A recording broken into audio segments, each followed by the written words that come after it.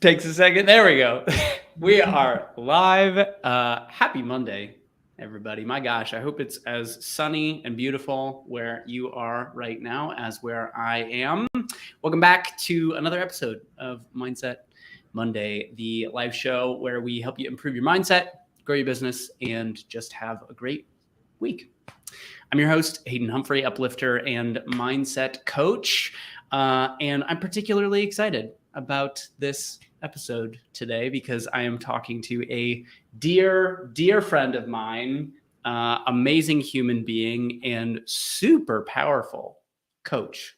Super powerful coach. Yes, you. Yes, very much you. So I think it's going to be a really great conversation. Lisa, welcome to the show. Thank you, Hayden. And I'm talking to a very powerful coach. That's you. Thanks for having me. Appreciate that. Absolutely. For the folks who haven't yet had the opportunity to connect with you, meet you, will you share with us a little bit about yourself and what you do? I will. I'd be happy to. So I am a master certified coach. I am a executive life coach to what I term underfulfilled overachievers. So individuals who are high performers that are at a crossroads in their careers and find themselves dissatisfied for whatever reason, no matter how much they've achieved. And I work with these people because I was that person. I met a coach in my wanderings as an underfulfilled overachiever. And in several conversations, I was able to do in coaching what decades of therapy couldn't do. And it was the thing that I couldn't not pursue.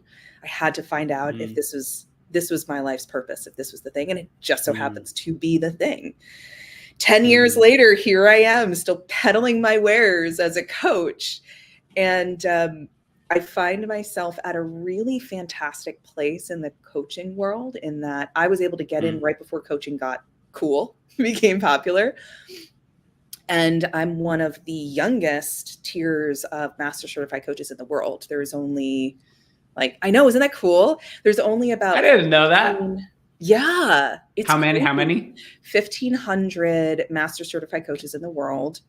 Okay. That's 4%. Oh yeah. Only 4% of credentialed coaches get to this place. And that doesn't count any of the uncredentialed coaches in the world. Wow. So I happen to be in this place where I have kind of climbed that pinnacle, that summit, and am now in a place to provide to others, especially those who are in their 30s and 40s, these skills of masterful coaching, both in their lives as well as in their leadership. It's such a cool place to be. And that's what I'm passionate about, is making coaching skills approachable. It's so awesome. My gosh. I did not know that. I didn't even think about that from an MCC perspective, when it came to age. But that's so cool. Totally unsurprising. Just adds to my admiration of you and your skill set and what you've created. Lisa, the question that I have been asking everybody at the beginning of this show, which I will ask you, what is a mindset shift that you have created recently, and what impact has it had on your business? Oh, okay. So I'd like to respond in two different ways.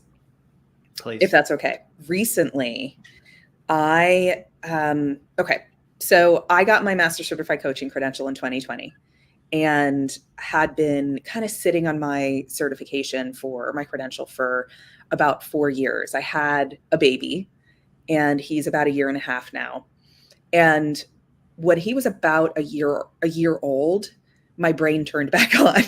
I had horrific mom brain. And I was going through this spiritual turning point in my business where I knew there was something next for me. I knew that I was interested in up-leveling the coaching profession and my own business and following my destiny and creating my legacy. And I didn't know what it was, and something was in my way, and I was resisting, et cetera, et cetera. And finally, I got so tired of my own bullshit.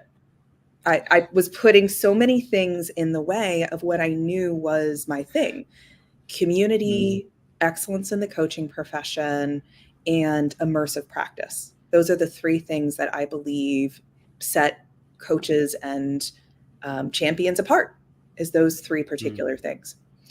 And so I hope this sounds empowering, but I had to really dim down the volume of my internal thoughts so that I could allow something different to emerge.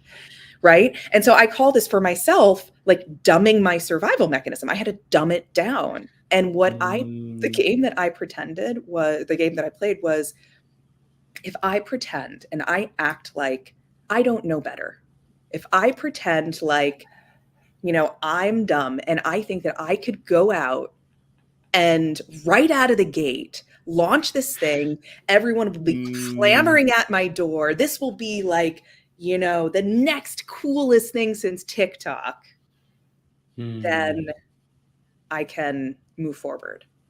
So I think the kids call it being a little Delulu, Delululemon. I practiced the game of being a little Delulu. And honestly, that's great. It's not actually delusional that this program that I'm launching called Ignite, which is for PCC coaches looking to get their MCC, but it's from a place of spiritual presence, being, community. It's like coaching mastery. And yes, it moves you forward towards your MCC. That got created.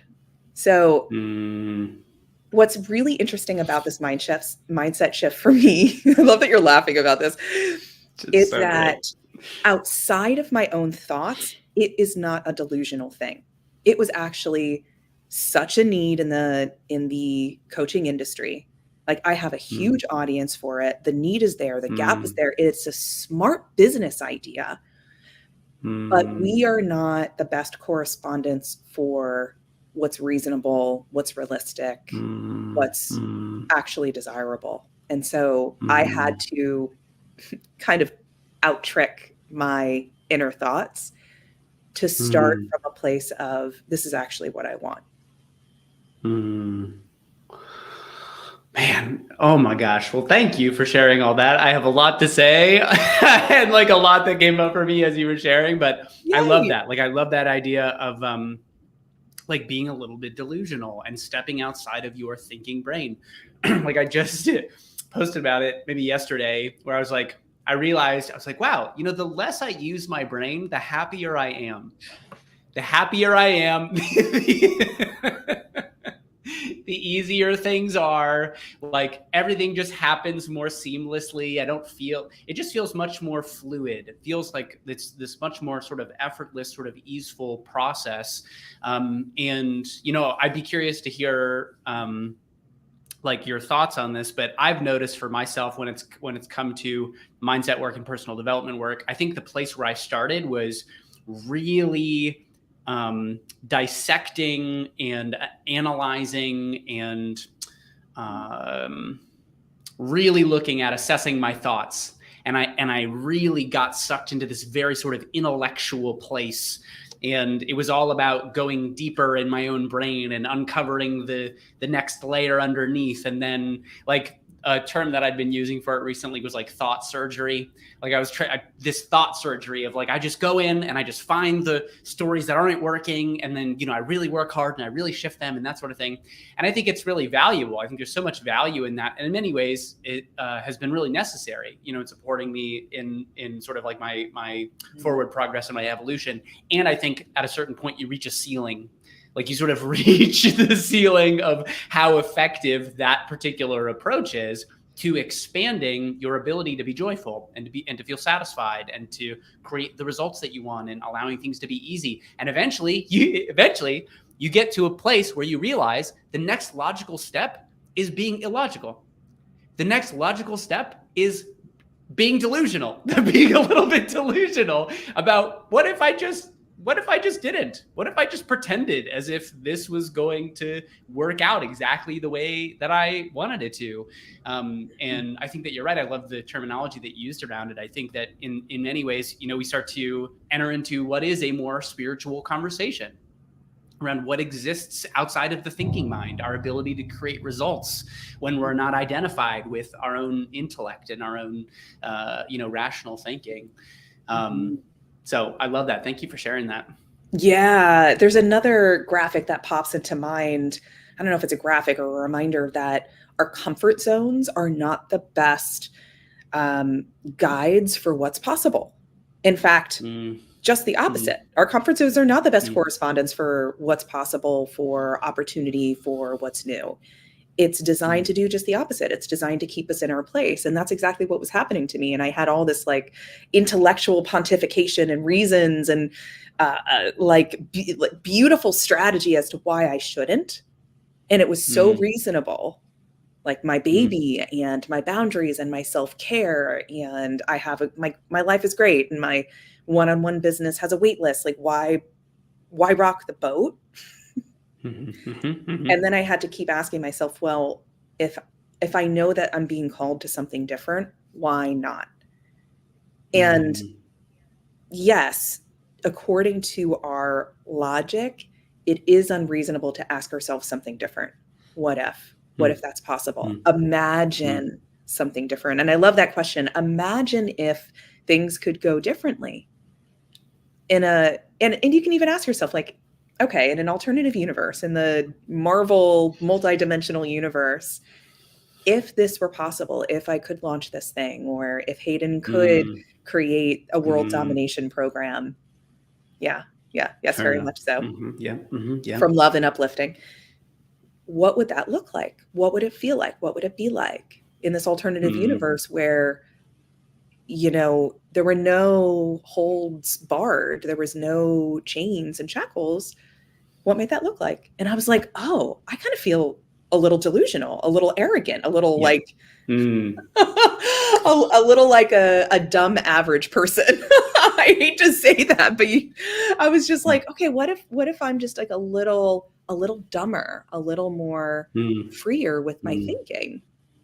And mm, it mm, really lifted the top of my survival mechanism. mm, And it's mm. so interesting how, and you do this so well, Hayden, like you are such an incredible stand for what's possible for other people. And I try to do the same thing. Thanks. But when it comes to myself, like limitations are so real. Yeah, it's much more challenging to do, I think, with self. And I think the coolest part about it is that it is a practicable skill. And I think that it's interesting because sometimes it feels like it's such a simple thing, and almost to the point of like being so simple that um, it wouldn't work. Like, what do you mean just asking myself this question of what if, or imagining the possibility of, or, stepping outside of what I currently believe to be possible, Yeah. whatever it is, but especially that question of like, what if, what if, just for a second, like, what if, but the power in it to be able to allow you to set down your current narratives about what is possible and what isn't, your Mhm. current, intellectual framework, which oftentimes ends up becoming a prison and limiting you Mhm. in terms of what you see as possible Mhm. or what isn't, what you're willing to do, what you think you're worthy of or not.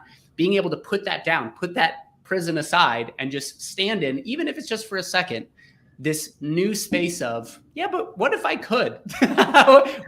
what if I could do that? Like, what might that look like? And just cracking the door, literally just cracking the door. And this is so much of what I love about this work, and so much of why I feel so called to have conversations like this and to be in Mhm. conversations with people like this. Because to me, once you see it, you can't unsee it.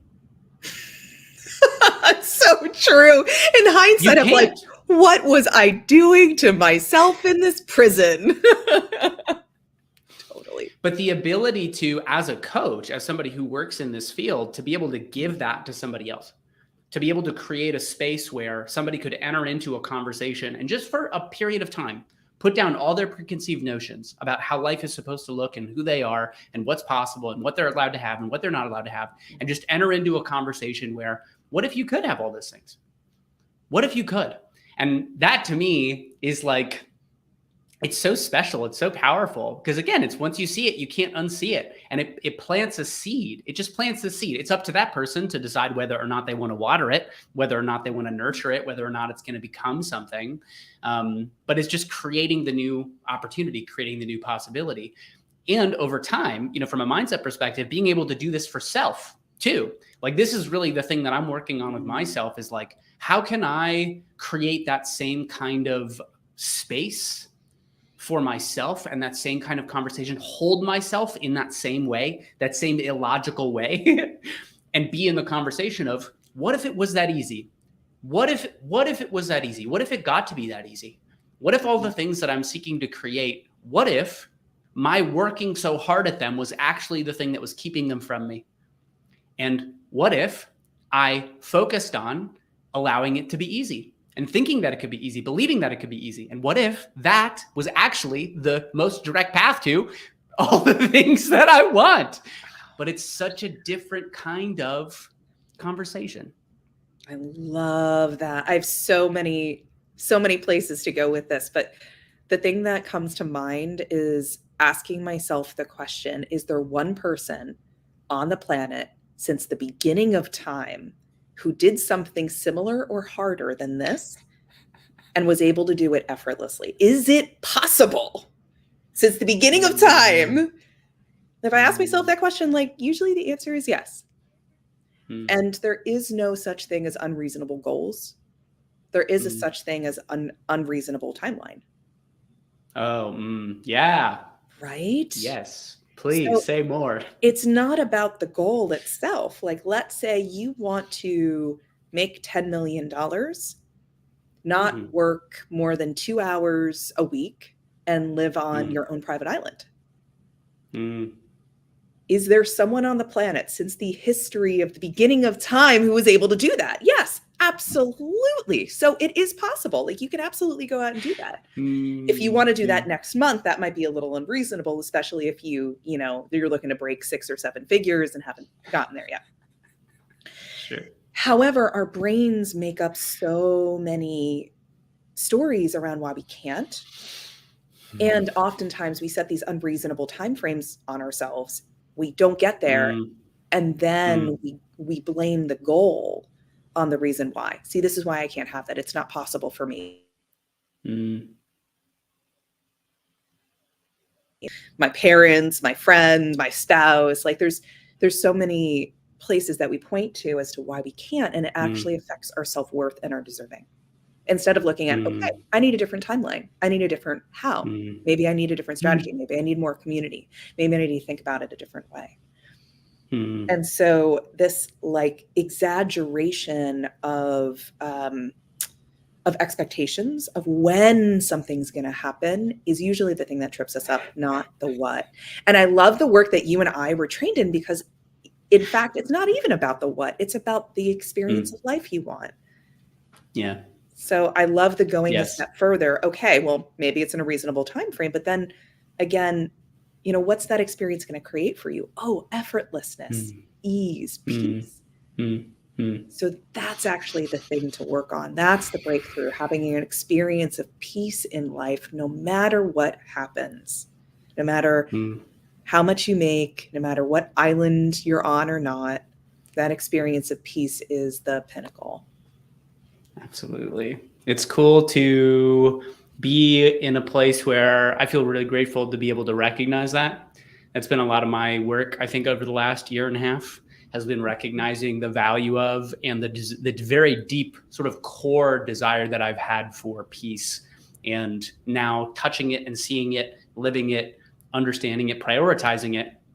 It's such a different kind of conversation now moving forward, because the way in which I create, I've been sort of forced into really deeply assessing the way in which I go about creating results, because the way I have gone about it historically has not been peaceful. It has been the opposite of peaceful. It has been highly stressful and unsustainable. And, now entering into this new conversation around like what's possible. I love so much this conversation around really connecting to what you want and then being intentional about how you set timelines. If you set timelines, I think this has been the interesting part for me too, is like understanding when it comes to creating in my life, in my business, what role do I want timelines to play? Do I want to set timelines? Is that a helpful structure for me? And recognizing that sometimes it's not. Sometimes it's not. Sometimes it's actually not a helpful thing to set timelines or to set deadlines or whatever it might be. And I recognize too that it's a different kind of conversation, I think, than we're used to when it comes to setting goals. I don't know what I'd be curious to hear your perspective on this, but I have found that a lot of how I've learned about business development and building a business and finding clients and that sort of thing has been in this more, the word that I've been using to describe it is this very sort of masculine kind of approach. And it feels very linear, and it feels very strategic, and it feels very effortful, and it feels very direct. And I think sort of like hard timelines and deadlines and strategies are a part of that particular approach or like that particular strategy. And so it's been interesting in feeling like, okay, that's not working for me. So let me enter into a what if conversation about what if it got to be different? What if the way that I created results was different? What if it actually brought me results faster to not have a timeline, to not put a date on it? And entering into what feels like this much more fluid, much more attractive, much more feelings-based place when it comes to creating results. And there's a little bit of questioning, right, in the beginning and throughout of like, what does this mean? Is this working? How is this going to work out? But just continuing to allow and trust and have faith that what feels right is right. Yeah. And this comes to the second way I wanted to answer your question, which is what I was thinking about before we hopped on together. The most impactful mindset shift in my business early on was to create revenue generating actions, not activities, but actions that were sustainable and enjoyable for me. And James Clear, do you follow James Clear at all? Yeah. I love his work because he approaches habits, successful habits from a place of being and identity. Like become the type of person who wakes up and writes for an hour because you love it. Become the type of person who puts on your running shoes and goes to the gym regardless of how much or how little you lift, because that's the type of person you want to be. It's not about writing the groundbreaking book in the personal development world. It's not about running the, racing the triathlon. It's about becoming the type of person who is consistent enough to do those things. And so that was such a shift for me. It had me create this like tenacity of sustainability, the over my body will I not create a sustainable business practice mindset. And it wasn't about, it was huge. It was creating the things that I could do sustainably and consistently that were also enjoyable. So it's finding that Venn diagram. It's not the things that you hate. It's the things that are like, oh, I loved going to yoga class. I loved doing health related activities and then bonding with people and talking about what I did because I was passionate about it. And I got clients through that.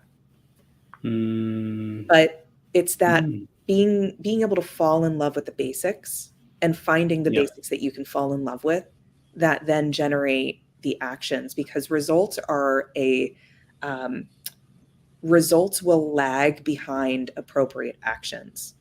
You have to be persistent about finding it. And it's important to have someone else that can step in and say like, hey, Lisa, you might want to adjust a little bit because you haven't created any clients in the last 6 months.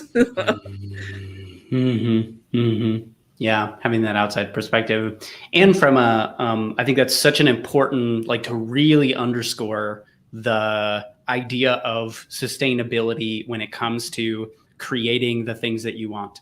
Because if you are attempting to build in a way that feels forced, in a way that feels like a chore, in a way that feels like you're walking uphill when you do it, you won't do it very long.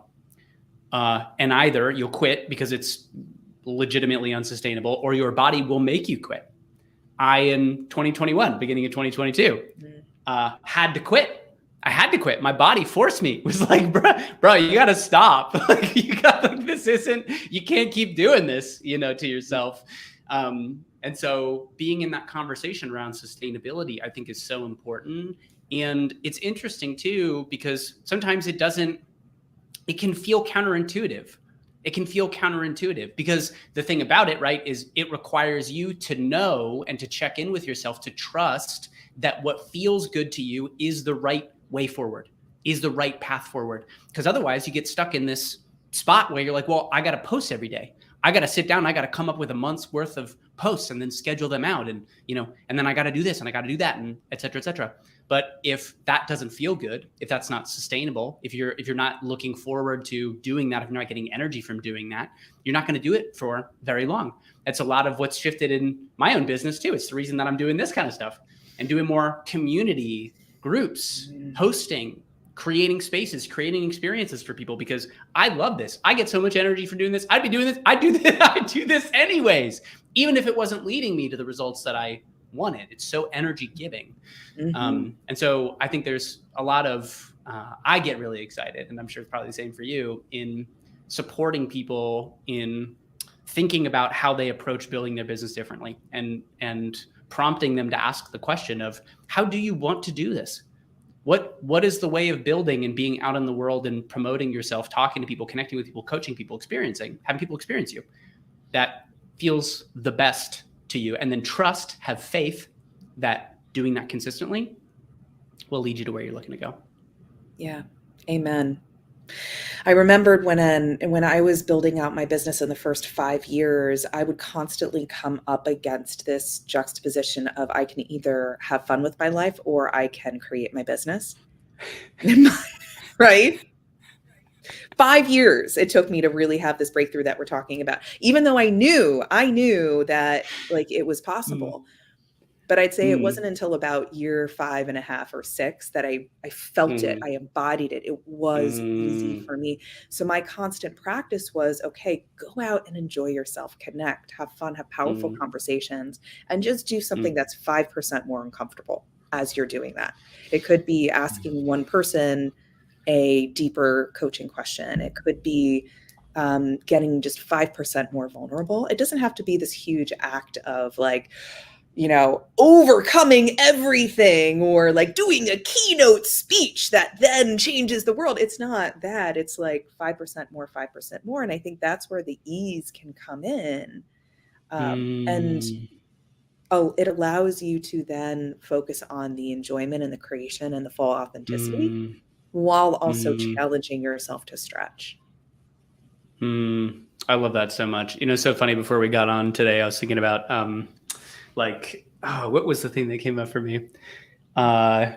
Just thinking about how I was spending my day today, or, how my day usually looks. And just thinking about I didn't get into being self-employed to pretend like I'm in corporate, or to work on a schedule as if I'm in corporate, or, to be forcing myself into doing things that don't feel good. It's like, I'm choosing this path. I'm choosing to do this thing because it allows for a different experience of life. Because to me, and this is so much of what I love about self-employment and working for yourself, is there's so many more options. Like your ability to customize your life experience, what you're working on, what you're doing, the conversations that you're having, where you're living, how you're traveling, like all of those things become so much more customizable when you're self-employed, when you're building your own thing. And so, really inviting people into this conversation, this is so much of what drives me in doing the work that I do, is inviting people into this conversation of how do you really want it to go? How do you really want it to go? And how do you really want it to feel? Because I know for me, that ease, letting it be easy and thinking about how could I make this easier, is so expansive. There's so much more energy. There's so much more emotional resonance there. That's a game I want to play. I want to play that game. I want to figure out what do I got to do? What are the hard conversations I got to have? How do I got to stretch my comfort zone? If it means that on the other side, my experience of supporting myself and attracting clients is easy and fun and enjoyable. It's a I think we need to whole end on different that note. thing. That was a mic Yeah, snap, drop. snap, snaps. Mhm. Yeah. Well, Lisa, how can people find you? How can they work with you? What are you working on right now? Well, you can always visit my beautiful website, coachingwithlp.com. You can find me at lpachence@gmail.com as well. And I'm working on an incredible, well, actually, I've launched an incredible group coaching program for PCC coaches looking to generate mastery in their coaching wherever they are. And it is groundbreaking in that there is no Mm, program that I know of out there that teaches coaching mastery that brings in immersive MCC level coaching and learning. It brings in quality community, relationship building, hands on shoulders, like deep, rich relationship. And it also brings a level of being, stand, support, challenge, and championing that is mm, required to get to that next level, specifically for mm, us to put down our egos, proving, needing to force, needing to push, and has mm. us actually calling forth both ourselves and our clients. So it's unusual. There's no other program out there that's like this, certainly not at that MCC level. So I Wow. had to create it, had to. Incredible. Yeah, If it's you called are Ignite. listening to this and you're a PCC coach and you're looking at going deeper, potentially getting your MCC, reach out to Lisa. Reach out to Lisa. Absolutely reach out to Lisa.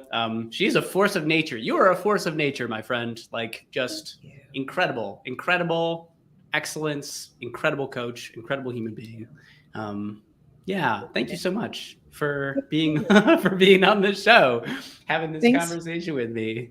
Yeah, thanks for having me. You are such a beacon of light, of possibility, of hope. I love that your mantra is uplifting because it's who you are. Like you can't Hayden Humphrey cannot walk down the street and not uplift people simply by walking down the street. It is so innate and in your nature. So thanks for owning it, harnessing Thank it, you. and doing what you do. I love talking to you. Thank you. I super appreciate that. Mhm. If you are watching, if you enjoyed the show and you want to go deeper with mindset and really learn more about what it means to be the creator of your own life, I encourage you to subscribe to my brand new LinkedIn newsletter, literally created yesterday on Script Your Life. Every week, I'll be sharing tips, tricks, strategies, stories, help you break out of the script and get more of what you want. You can find the link to that on my profile or in the comment section of this live stream. But Lisa, any final thoughts, comments, words of wisdom? Well, we live in a super speedy world today, and the thing that I have to say is that it's not about knowing more or doing more. It's actually about getting in deeper connection and relationship with others. So if you want to go fast, you go alone, but if you want to go far, you got to do it with others. So real. So real. Mhm. Thank you for that. Thank you for everything else that you shared here today. Thank you to everybody that's been watching, or if you're watching the recording of this. Lisa, have an amazing week. Everybody else have an amazing week. And we will see you next Monday. Bye, everybody.